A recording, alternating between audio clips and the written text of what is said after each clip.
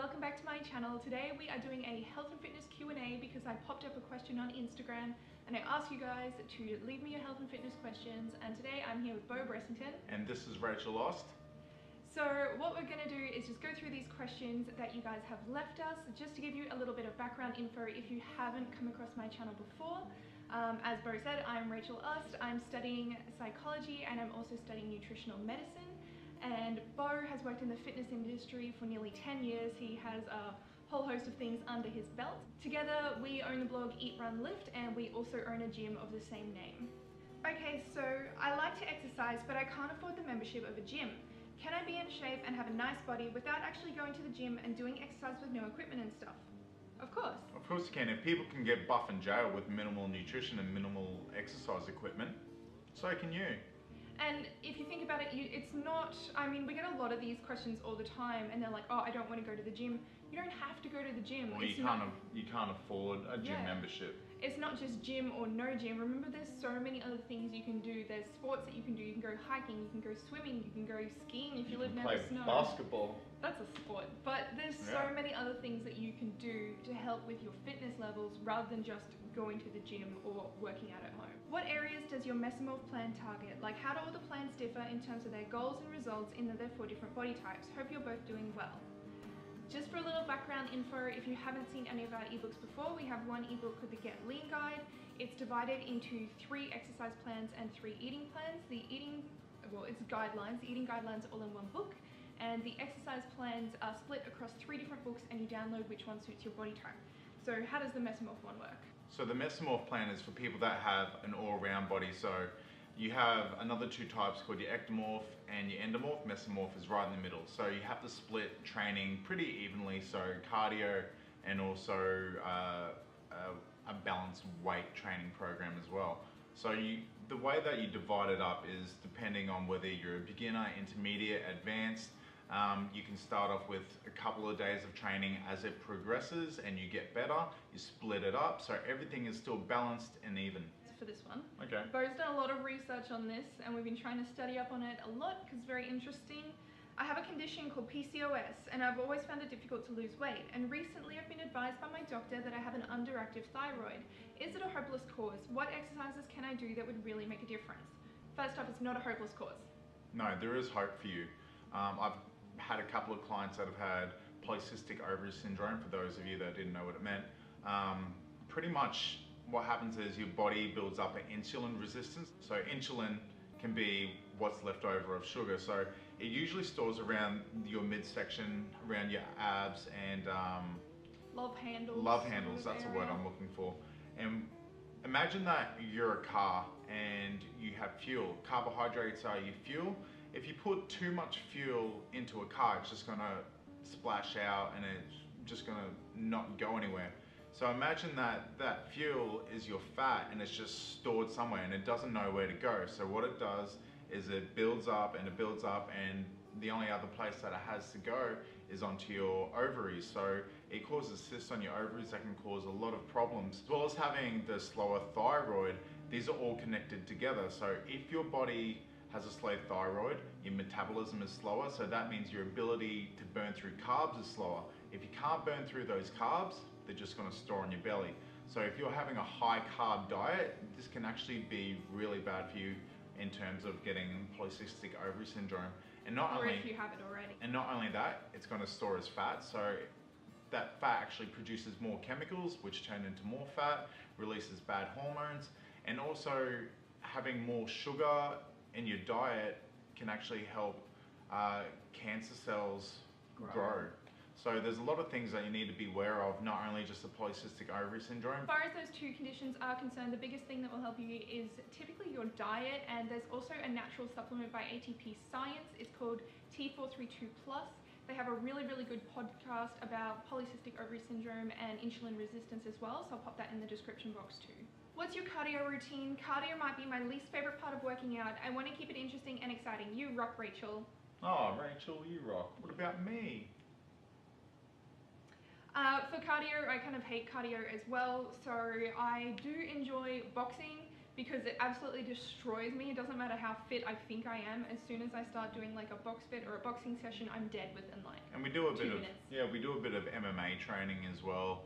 I did a bit of Brazilian Jiu-Jitsu back in the day. I enjoy playing basketball. I play that 2 times a week, which is a 40-minute game, and usually I'm playing most of the game, so it's a really good workout. If you can find a sport that you enjoy doing, There's some cardio. yeah, there's some cardio you can fit in the week. How important are rest days, and how many do you recommend per week? Depends on your body and how fit you are, really. So I'll put my routine under the spotlight as an example. So what I'll do throughout the week, if I have my routine down pat, for example, I do like a back day, and then the next day I do arms, and then the next day I do legs, and I just move through the muscle groups like that.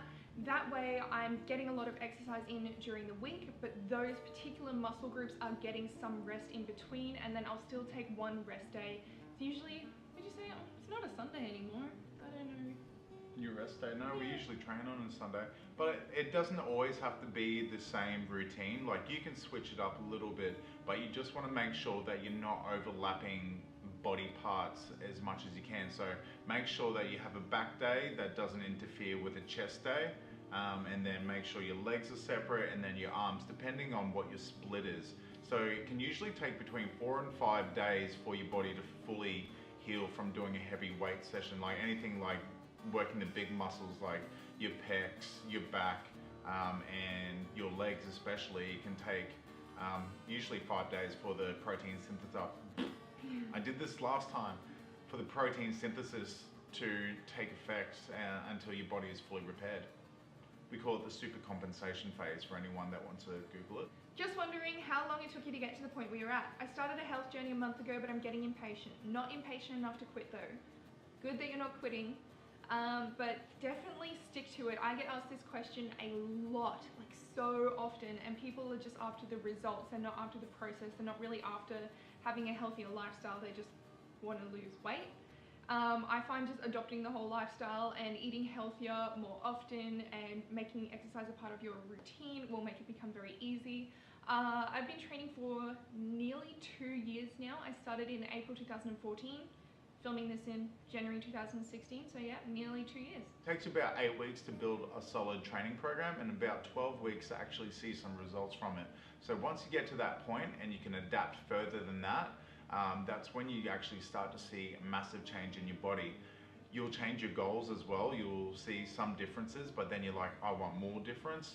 And the way that you have to do that is adapt your training program to be something that's a little bit more efficient. You might have to be doing more cardio, you might have to do more weights, you might have to start eating a little bit better, you might have to start taking supplements. So there's a lot of things that you can do to increase your training so you can see better results in the future. I'll direct this one to Bo because as part of fibro, he gets some of these symptoms. So how do you stay motivated to work out and eat well when you ever feel down, please? I'm going through a hard time at the moment and I'm finding it tough to stay on top of working out and eating well. I find that when you want to exercise doesn't really match up with when you need to exercise. So if you have a set program and you're finding a lot of these problems and struggles in your life that come from depression, anxiety, even just a lot of lethargicness, need to train when you can. So if you're scheduled to train in at like 6:30 a.m. in the morning and you're not feeling great until the afternoon and you have that free time, go for it. Or even if it's after work and you're feeling a little bit better, go for it. Exercise is about finding what you can do, not about what you can't. Is it true that lifting weights and doing cardio is not as effective as just doing cardio alone for weight loss? I've been doing both, but a friend told me I should just do cardio. I'm so confused because I haven't found a concrete answer online stating what is more beneficial.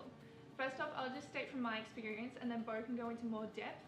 So I know when I first started exercising, I was, walking, running, going on the rowing machine, that sort of thing, which is pretty much just cardio. And I was not really getting any results until I actually started weight training, because when I started weight training, I started putting on muscle, and the muscle allowed me to have a more toned figure and to actually lose the weight a bit easier. So it comes down to what your body type is well and which way it can process energy the best. So let's say if you do weights, it's going to increase lean muscle mass. That means it's going to increase your metabolism. It's going to build a stronger structure for your body. So when you do lift weights more, you can burn through more energy. But on the other side, there is doing cardio. So cardio makes you fitter, whereas weights make you stronger.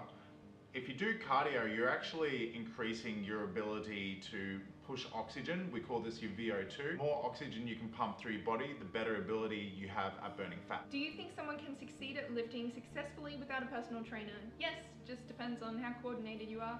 I know when I first started training with Bo, I could not deadlift to save myself. It was really, really bad. It probably took me quite a long time to get that right. So if you're someone who can watch videos or look at photos and you can get your form right, that's awesome. You can go and do that on your own. If you're someone who's a bit more uncoordinated, like me, it'll really, really help you to have someone there and show you the technique and show you exactly what you're doing wrong. So what I do for like the first 4 to 8 weeks of a program is start off really light, and I'll do 10 repetitions of mainly everything, because it takes you about 500 repetitions for you to learn how to do a technique. So if you can do more repetitions on really lightweight, the connectivity between your brain and your muscles will grow. Like, do you remember the first time you drove a car and it was like, I can't do this, what am I doing, I'm freaking out, oh my god, I'm gonna crash. But then a couple of years on, you're like eating your food, doing your makeup, you're on the phone, you're texting your best friend. I don't know why I have 2 phones. Not that we advise that. No, don't do that, but your brain and your body will connect the more times that you do something. So we tried to pop in as many questions as we could. If you did enjoy this Q&A, we would appreciate it if you'd give us a thumbs up. And also, we're thinking about starting an Eat, Run, Lift YouTube. So what there'll be on there is very in-depth demonstrations of how to do certain exercises. How to flex. No one needs to know that. Oh. Fitness routines, all that sort of stuff is purely going to be health-based, just Eat, Run, Lift based for us to refer back to between our website and the YouTube. So if you'd like to see that, leave us a comment and let us know and we can start working on it. That would be awesome. I would love to do an Eat, Run, Lift YouTube channel. Bye guys. See ya.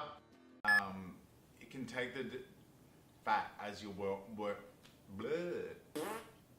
exercises. Just Google.